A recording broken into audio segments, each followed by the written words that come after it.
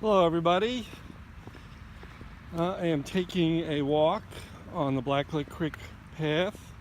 My name is Joel and I like to do these walks, and I am walking this time with my new favorite toy, which is my Zhiyun Smooth Q gimbal, and it's really very cool, very exciting toy to have,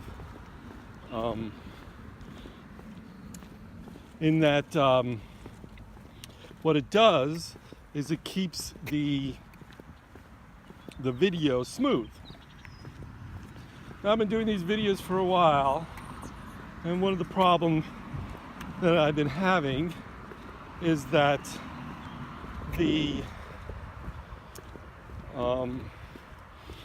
the picture is very shaky, and so I'm taking a walk with my new Smooth Q gimbal, and I'm going to do a talk of some kind. I'm going to talk about something, and this will be my first one with my new toy, and we'll see how it works out. If it was worth the money, I'm pretty sure it was. Yeah, I've got big plans with all this. Things that I want to do. I want to take lots of pictures. You can do selfies with this, and it comes like a little selfie stick, and you can do cool video things. And I've got these grandkids who like to play, and I've got friends who like to play, and I'm gonna start taking videos of everybody and kind of do some cool things with them. Hello? And we'll see how it all works out as I learn how to use this tool. I haven't really done much with it other than play with it so far. Yesterday I took a walk right after it finished raining and was slogging through the wet backyard and went down the railroad tracks, and somehow I pressed the button that does the video, and I turned the video off, and I'm not really sure how that happened, to be honest. I'm hoping that there's not a problem with this app, but we'll find out. I'm just going to keep an eye on it. If it stops recording, I'll start over again. I'll start again, and then I'll somehow put the two videos together. I have software to do that as well. So it's a warm day. It's about 83 degrees out, and today is May 9th, which is a Saturday, and I've been doing these walks at lunchtime. I just finished eating my lunch, so you can call this a lunchtime walk. One of the things that I want to do is find people who I can chat with, who like to walk, and just walk with them. Oh look, it's the Elm Creek. Not really moving very fast. I love how it's so responsive to the way I move the control. If I move the arm one way, it re-points the camera that way, but it does it very smoothly. So before I would turn it, it'd be like, woo! Oh, looking at that now, but you get this blurred effect. This should get rid of all the blurred effects as we go through this and do this thing. All right, so I've been working really hard and haven't really had a lot of time for doing walks. I've got a goal. My goal is to walk 500 miles in over the summer, and I was really on track. I was like ahead of schedule, and now I'm behind because I missed a week. I didn't walk for an entire week because I was literally working around the clock, and life gets in the way of things, and I'm going to live with intention. Sometimes you have to be flexible and kind of roll with the punches. And what that means is like if something becomes more important, then you have to give your attention to that. So people say that, well, you got to find balance in your life. And I think that's a fallacy. I think that we're constantly a little off balance. It feels like you're doing a balancing act, but the truth of the matter is what you're really doing is you're trying to stay consistent and steady. I think that's a much better way of saying things, consistent and steady, and just keep doing whatever the next right thing is. I love that phrase, do the next right thing. It's a great slogan, kind of really puts it out there that, what does it mean to be right? What's the right thing? And quite often all we are left with is our feelings and, what feels to be the right thing. And it's not necessarily always the thing that we're pursuing or that we are, that we enjoy doing, or that, that pleasure thing that we're going after. So much of our life is about pursuing some kind of pleasure or some kind of excitement or something like that, but that's not really what life is about. It's like you have goals, you should live your life with intention, with goals and plans, and you'll feel a lot much more satisfied when you get along the journey.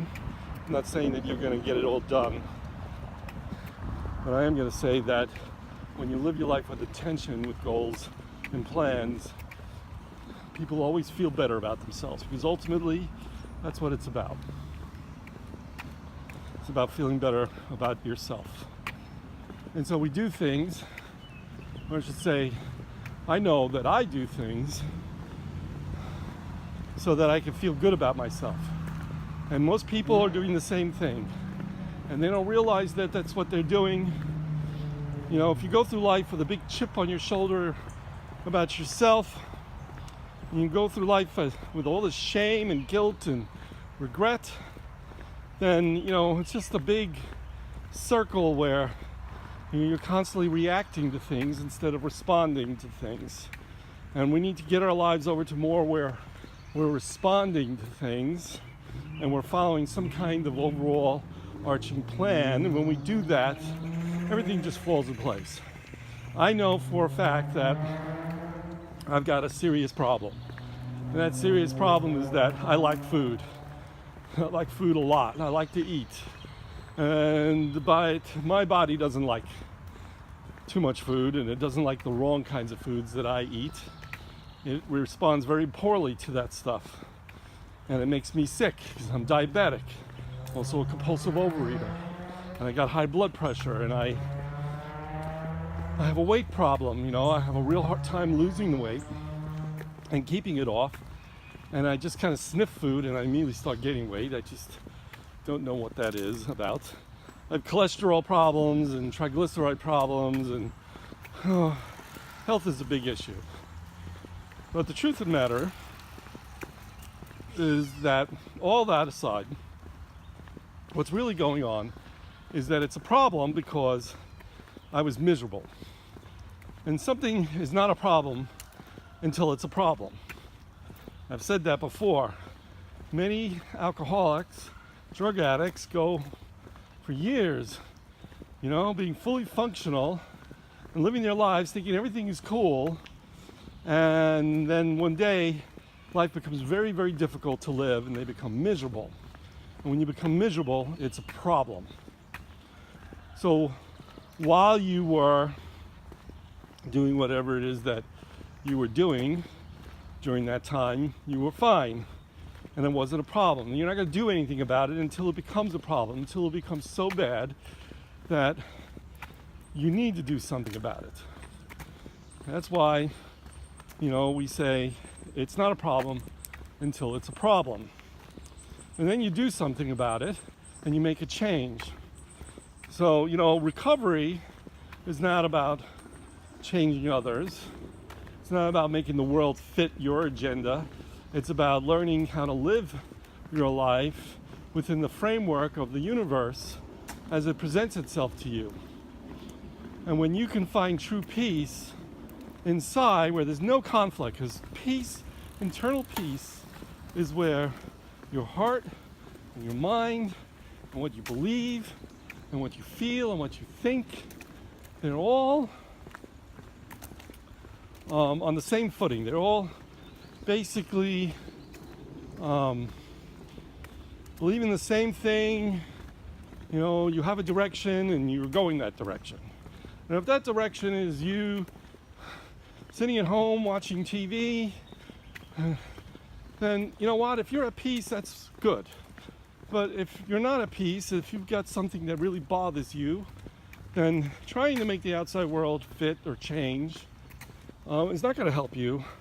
True serenity comes, true recovery comes when we change ourselves, when we change. Being flexible means being able to adjust to the circumstance. Oh my, it's just all this pollen in the air, just flying all over the place. It looks like we're crossing the Blacklick Creek. It's just beautiful. Here, give you all a look. Isn't that just pretty? It's just the prettiest thing. So I'm on this bridge, a really neat bridge here. There we go. Look at that. That is just the most amazing thing. All right, let's go the direction I'm walking now. Okay, so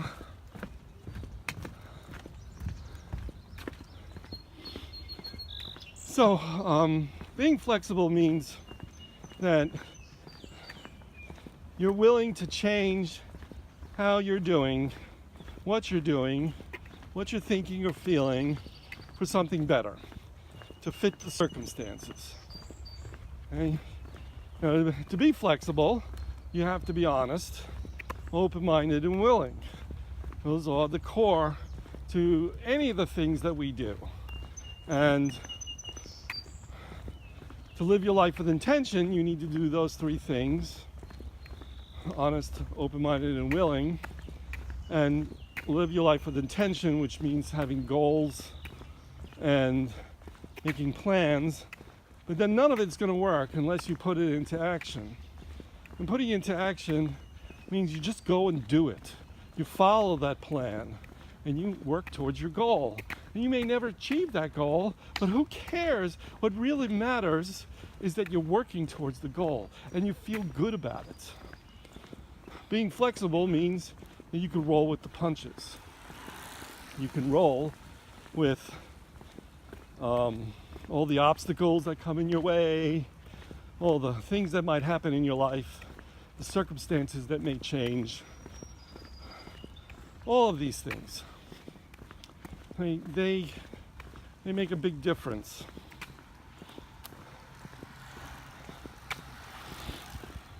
So, I love to walk. It's warm out though.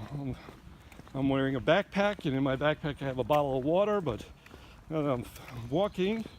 I don't want to stop and get it. I'll get it when I decide to turn around. At some point I'll turn around and walk back to my car. And really don't know how far I'm going to walk. I just want to walk for an hour and then maybe an hour back. So that should be about 6 miles. It usually takes me an hour to walk 3 miles. 20 minute mile, depends on whether I'm stopping or going. Nobody knows what's going to happen in the future. Nobody has a crystal ball.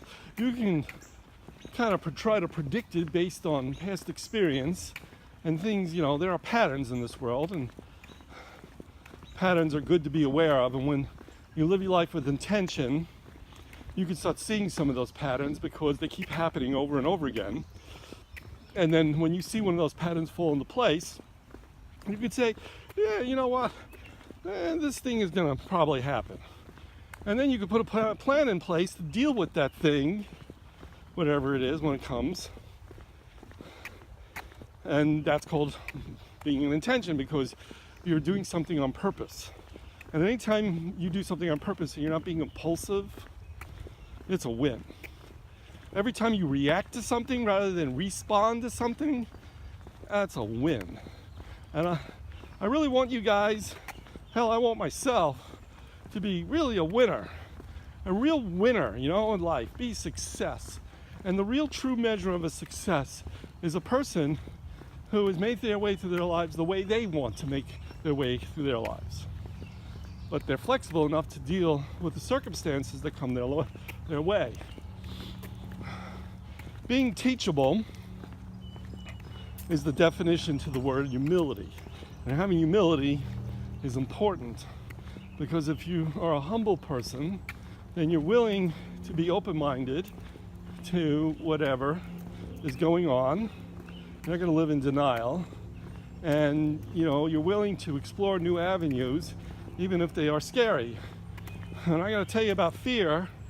99% of the time, the things that we fear don't come true. They don't even come close to become true. And we'll talk about fear in the future. Fear is the cause of most of our problems. We respond to things when we are feeling the feelings, but doing it anyway, doing the next right thing, following the plan. We react to things when the fear comes along, and we either fight or flee. That's the only two responses that you have to fear. There are no other responses. Everything is a variation of those two. And if you're not in fear, then you're in love. You're coming from a place of love. And if you can come from a place of love in everything you do, then you really have no room for fear. Fear is the true evil in this universe, in this world. And we generate fear on ourselves. It's the fear that inhibits us. It misguides us, causes us to react harshly, to make poor decisions, to take things personally, to get jealous, to get all those negative emotions that you can think of. And ultimately it's going to end up with resentment and shame and regret. And those are the three things that we carry. We carry that everywhere we go. We carry the fear everywhere we go. You can't get rid of the fear, but you can minimize it by putting it into perspective. But you can get rid of all the resentments and anger, and you can get rid of all the shame and guilt, and you can get rid of all the other things that you might be doing and feeling that are a result of this big thing that you're carrying around with you all the time, that I like to call our shadow. Okay? So we carry this shadow around with us. It's like a big thing that envelops us all the time. We see through it. It's like walking around in a big mist. And you can see through the droplets, but because the light is traveling through the droplets of whatever this mist is, it gets distorted. So you see the world, you perceive the world through the lenses of your shadow, of all the anger, shame, regret, hurt you are carrying around with you. Now you get rid of all that, and what you're left with is what you are made of. You're made of love. You came as a result of love. Okay? Love is the solution to everything. But to do this, you have to take your shadow and try to get it as small as you can. You'll also feel a hell of a lot lighter if you do that. It is the shadow that you carry with you, that baggage that you have with you all the time, that is causing all the drama in your life. You may think it's other people, but when you don't have your shadow having you take things personally. When other people do things that get you up, that would normally get you upset, you wouldn't get upset. That's their thing, because we're separate people. You're not part of them. You don't really know what's going on inside their heads. They don't know what's going inside your head. They're just making their best guess, like you do. But if you let go of all that, you let go of expectations, and you learn to accept things as they are, what you're left with is peace. Remember, peace is where all your parts are firing on the same message, the same beliefs, the same thing. And you know, there's some people out there who are truly powerful people in society. They are true believers in what they're trying to accomplish, but what they're going after is, you know, all damn everything else. They totally turn a blind eye to the effects of what they're doing, and so what they're doing is hurting a lot of people, but they don't care because they're at peace with themselves. They've made a success of themselves. So even though they're hurting a lot of people, they're still at peace. They feel that direction. They have no regrets, no shame, no anger, minimal fear. They are truly successful people. They may be evil in what they intend, but don't be that kind of person. Be a good person. Come from a place of love always. Consider the consequences of your actions. And it's not a game we're playing where we're weighing the odds out. Oh, this is so neat. I love this. We're high above the ground. I don't know if you could see this. I'm going to stop and turn. There we go. And it's over this direction is the Blacklick Creek. So I'm going to walk along the bridge so you can see that. It's just so neat. That's 33 in the distance. We're about to walk over 33. This is the one section of the trail that I haven't walked. I've walked all of it. I've walked up to that point where I started twice. And I've always turned around there, just a little bit past there. And now I'm finally walking this piece of it. And actually at the other end of this is Three Creek Metro Park. And Three Creek Metro Park is, I think, 3 miles from here, from this bridge. And I don't know if I'm going to make it that far. If I walk that far, I will probably walk 8 miles today. I'll be one tired puppy tonight. Not sure I want to really do that. But at least I'll feel good about myself, right? Oh, what's going on here? A funeral?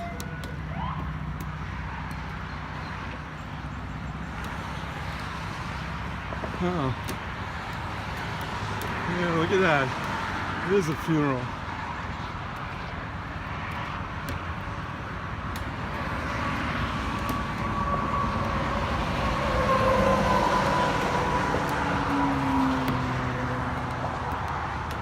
Wow.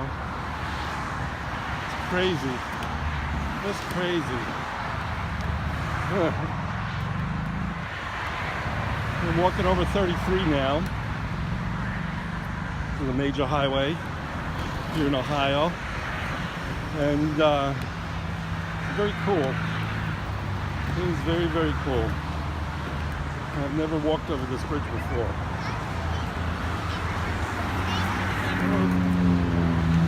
And so very noisy here too. I don't know if you guys can even hear me. I hope you can. My headphones are supposed to be noise canceling, but I think it's only noise canceling for me when I have my headphones in my ears. They do work very good for that purpose. But my last pair of headphones that I had noise canceling for both directions. So when I talk to people, they can hear me loud and clear, even when a plane was going on overhead. So this is where I stopped the last time I walked, and I walked 6 miles that day.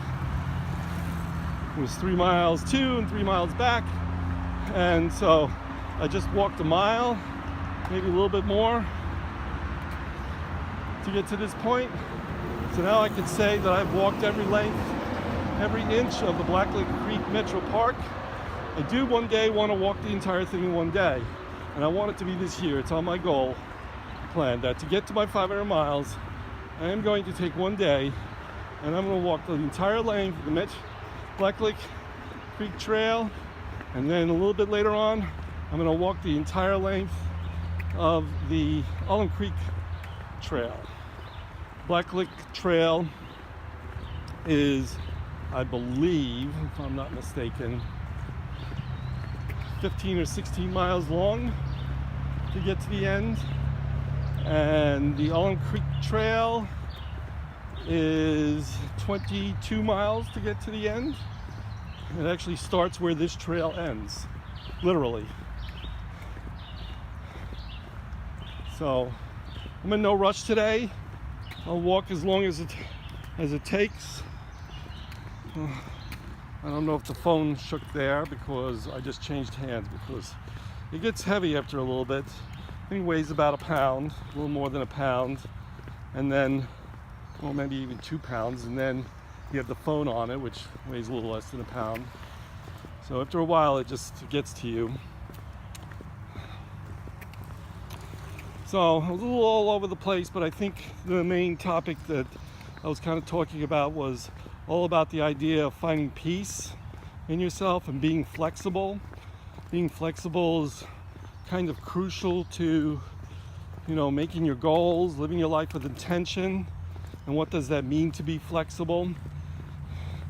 I don't know, I could probably talk about it a little bit more, in that what does it mean to adjust your plans?